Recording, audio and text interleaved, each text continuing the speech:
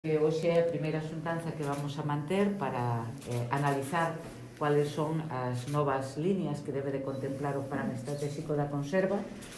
Como sempre facemos da man do sector, entendemos que son eles mesmos os que teñen que apuntar que líneas podemos reforzar para seguir millorando a competitividade, para seguir apostando por un sector que, como ben sabedes, é tan importante para Galicia, donde se produce máis do 80% de todas as conservas de produtos do mar de toda España. Queremos seguir sendo esa rexión punteira en toda a Unión Europea, queremos seguir sendo punteiros en todo o mundo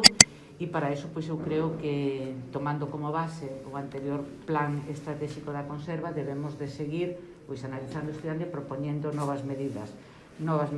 que teñen que seguir apuntando desde o meu punto de vista por a conservación do medio ambiente, por esa integración que se fixo sempre dende Galicia entre as industrias e o seu medio, tamén por a innovación, por mellorar as cadenas de produción, por mellorar a comercialización e por seguir reforzando esa presencia no exterior.